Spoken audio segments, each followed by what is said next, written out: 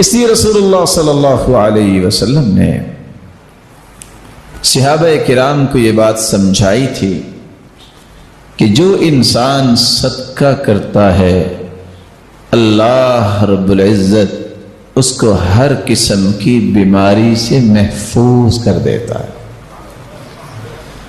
داؤوا مرضاکم بالصدقہ،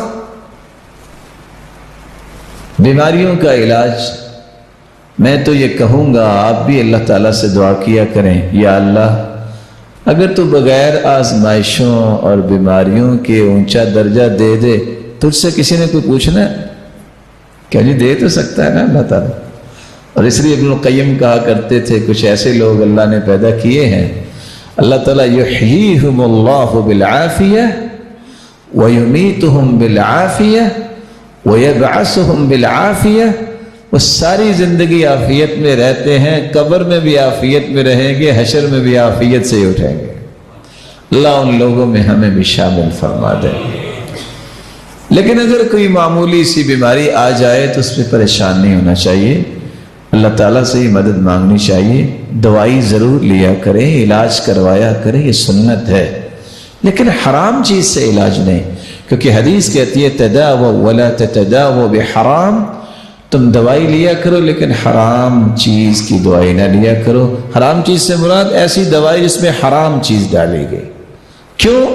عبداللہ ابن مسعود رضی اللہ تعالی عنہ فرمایا کرتے تھے ان اللہ لم يجعل شفاء امتی فيما حرم علیہم، اللہ رب العزت نے اس چیز میں شفا رکھی ہی نہیں جس کو حرام کہتے ہیں، اس میں شفا نہیں رکھی.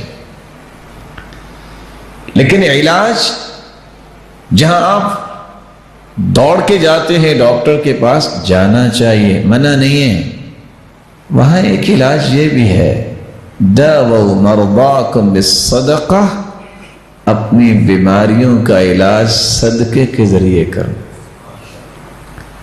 یہ صدقہ بھی ایک علاج ہے. جہاں آپ صبح شام 2-2 4-4 ایمپٹک لاکس لے لیتے ہو، وہاں صدقہ بھی 2-4 روپے کر دو. یہ اس سے قیمتی اور اس سے زیادہ پوٹینسی کے کیپسول ہیں، لیکن اس کے لیے یقین ضروری ہے. جن لوگوں کو اللہ نے سمجھ دی وہ ایسا ہی کرتے تھے. خود امام حاکم جو مستدرک حاکم کے لکھنے والے ہیں محدث، اچانک ان کو ایسی بیماری ہوئی کہ ان کے چہرے پہ زخم بن گئے. ادھر سے علاج کروا، ادھر سے. اس نے کہا حدیث تو نہیں چھوڑ سکتا، پڑھتے پڑھتے سامنے حدیث آ گئی، وہاں رک گئے. داؤوا مرضاکم بالصدقہ، علاج کرواؤ اپنی بیماریوں کے صدقے کے ساتھ. علاج سارے چھوڑے، سیدھے مسجد میں پہنچے. مسجد میں پانی کا سسٹم بنایا کہ لوگ ٹھنڈا پانی پیے. ساتھ ہی پوری زندگی اس دن کے بعد سے چہرے پہ کوئی چیز نہیں ہو رہی.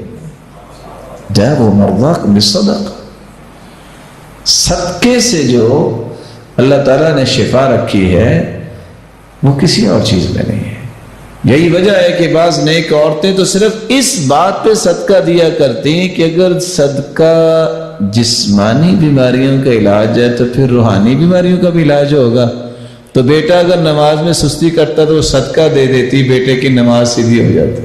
کہتی یہ بھی بیماری ہے، یہ بھی بیماری ہے، روحانی بیماری اور ایمانی بیماری.